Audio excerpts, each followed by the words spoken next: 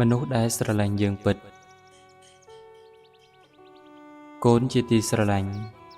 មនុស្សដែលស្រឡាញ់យើងពិតឬមិនពិតនោះកុំមើលត្រឹមតែសម្បកក្រៅឬស្ដាប់ត្រឹមតែពាក្យសម្ដីរបស់គេប៉ុណ្ណោះឲ្យសោះអាកប្បកិរិយាគេអាចធ្វើបានឯពាក្យសម្ដីវាគ្រាន់តែជាខ្យល់មាត់អាចផ្លាស់ប្ដូរយ៉ាងណាឬមិនដូរចិត្តយ៉ាងម៉េច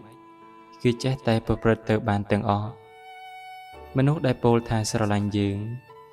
ស្គាល់ចិត្តស្គាល់ថ្លើមយើងនិងគោរពរាប់អានយើងនោះអាចគ្រាន់តែជាទឹកអប់ដែលបាញ់ដាក់មកលើយើងឲ្យសប្បាយចិត្តតែប៉ុណ្ណោះចិត្តពិតរបស់គេអាចស្អប់យើងក៏បានប៉ុន្តែដើម្បីប្រយោជន៍អ្វីមួយទើបធ្វើឲ្យគេនិយាយឬមានអាកប្បកិរិយាយ៉ាងនោះឯងមនុស្សដែលមិនធ្លាប់និយាយថាស្រឡាញ់យើងសូម្បីតែម្ដងមិនធ្លាប់អួតសរសើរយើងម្ដងណាសោះតែគេអាចជាមនុស្សស្រឡាញ់យើងដោយពិតស្មោះត្រង់ជាមួយយើងពិតប្រាកដក៏មានដែរដែលពោលមកនេះមិនមែនបានន័យថាអ្នកដែលប្រាប់ថាស្រឡាញ់យើងទាំងអស់សុទ្ធតែមិនស្រឡាញ់យើងដោយពិតឬពួកអ្នកដែលមិនធ្លាប់ប្រាប់ថាស្រឡាញ់យើងម្ដងសោះសុទ្ធតែស្រឡាញ់យើងដោយពិតនោះឡើយគ្រាន់តែចង់ប្រាប់កូនឲ្យដឹងថាអ្នកណាស្រឡាញ់ឬមិនស្រឡាញ់យើងដោយពិតនោះមិនមែននៅត្រង់សម្បកក្រៅនិងខ្យល់មាត់នោះទេ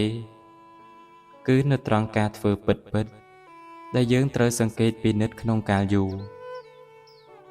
មនុស្សដែលល្អចំពោះយើងរមែងល្អទាំងចំពោះមុខទាំងកំបាំងមុខគឺតែងតែជួយយើងរក្សាយើងទំនប់បម្រុងនឹងការពារយើងមិនថាយើងនឹងទៅជាយ៉ាងណាក៏គេនៅតែស្មើចុងស្មើដើមជាមួយយើងនោះឯងដែលជាការស្រឡាញ់ពិតត្រង់ដែលគេថាស្រឡាញ់យើងឬមិននិយាយនោះវាមិនសំខាន់ឡើយឯចំណែកមនុស្សល្អតែនឹងមុខយើងក្រោយខ្នងនន្ទាយើង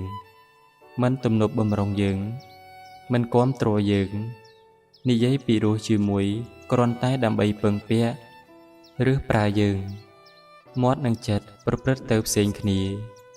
នោះឯងគឺជាអ្នកដែលមិនស្រឡាញ់យើងពិតទោះបីមាត់គេប្រាប់ថាយើងល្អយ៉ាងនេះល្អយ៉ាងនោះក៏មិនអាចជឿបានឡើយក្នុងរឿងនេះកូនត្រូវប្រយ័ត្នចិត្តខ្លួនឯងកុំពង្វេងច្រឡំទៅរីករាយជាមួយពាក្យសម្ដីរបស់អ្នកបោកប្រាស់ទាំងអស់នោះនាំឲ្យខូចខ្លួនផងអស់ទ្រព្យផងព្រមទាំងត្រូវខកចិត្តដល់ក្រៃលែងផង